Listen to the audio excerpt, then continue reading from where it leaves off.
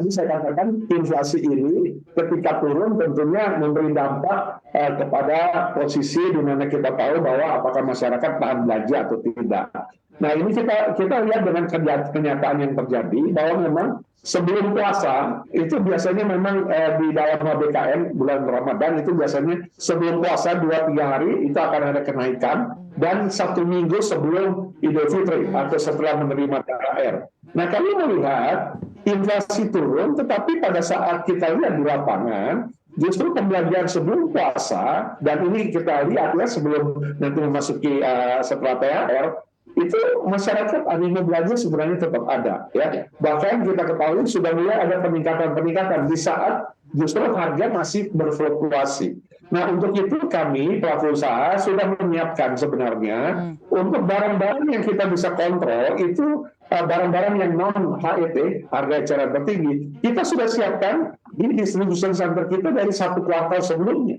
Jadi kita sudah siap untuk standby dan juga untuk siap melayani masyarakat dalam memenuhi harapannya untuk ketika akan mendapatkan THR kemudian berbelanja. Kemudian yang kedua kita juga menjaga kestabilan harga untuk barang-barang itu atau barang-barang yang dapat kita kontrol. Nah ini tentu kita tetap upayakan semaksimal mungkin karena memang ya puncak daripada belanja masyarakat sebenarnya di bulan ini ya, bulan-bulan memasuki puasa dan juga memasuki Idul Fitri. Dan di satu sisi titik terangnya dengan level inflasi yang terjaga, mungkin daya beli masyarakat juga akan tetap terkendali dengan kondusif ya Pak, karena melihat inflasi juga terjaga. Jadi memang ada titik terangnya juga dalam hal peningkatan inflasi yang memang tidak signifikan di bulan ini seperti yang tadi Anda sampaikan, karena ada dua sisi melihatnya. Begitu menarik pandangannya. Nah saya akan kembali lagi ke Pak Eko.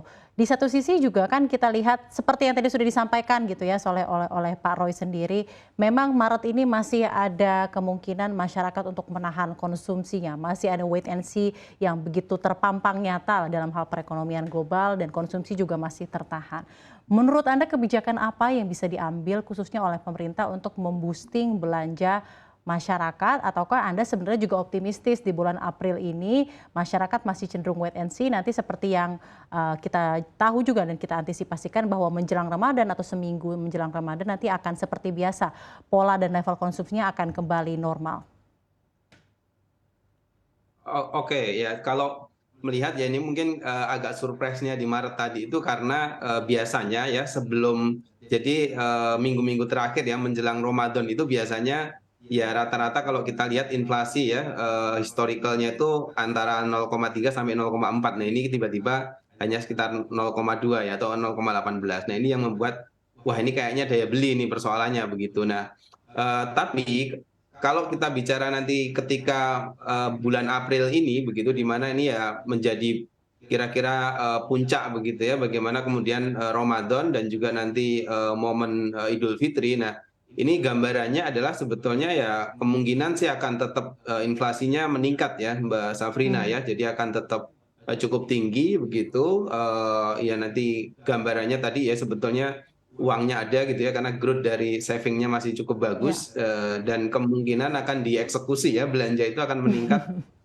Katakanlah memang di bulan ini. Nah, apa yang harus dilakukan pemerintah? Pertama, tentu saja untuk menjaga inflasinya tetap terkendali. Sebenarnya kita senang kalau inflasi itu terkendali kan begitu.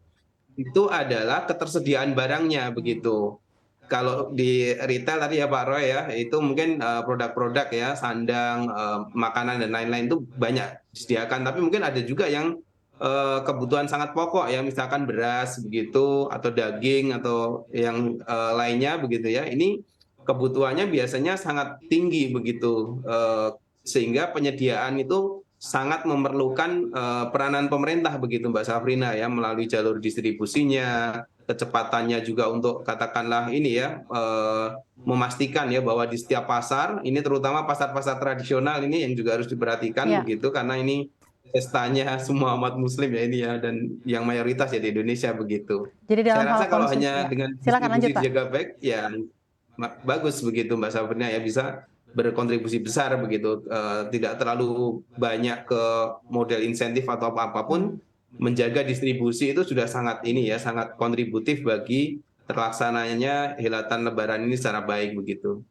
Jadi menjaga supply chain karena memang level inflasi sudah terjaga begitu baik dan tentunya untuk menjaga daya beli masyarakat sendiri ya Pak. Karena tadi kalau Anda bilang eksekusinya di bulan ini nih menjelang Ramadan untuk konsumsi di masyarakat. Baik, saya akan beralih kembali ke Pak Roy. Mungkin singkat saja Pak Roy, bagaimana menurut Anda proyeksi tersendiri terkait pertumbuhan kinerja sektor retail dan konsumsi di kuartal kedua 2023 ini dan juga dengan adanya momentum Ramadan dan Lebaran?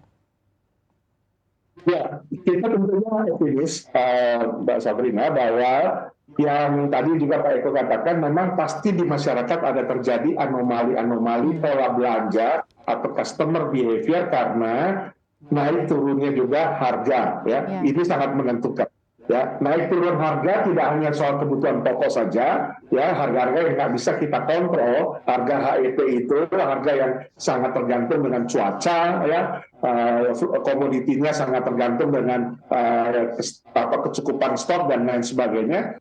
Bahkan juga ya kita tahu juga harga energi ya, harga energi per 1 Maret kan sempat naik ya, kemudian sekarang sudah ada di penyesuaian lagi. Mudah-mudahan ini akan menjadi kondusif.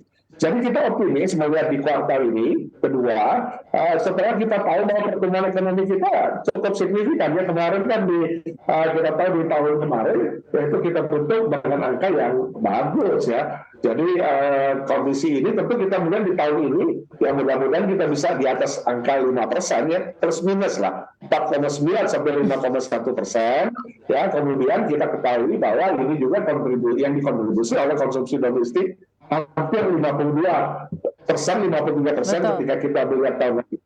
Dan itu adalah dari salah satunya dari retail modern ya.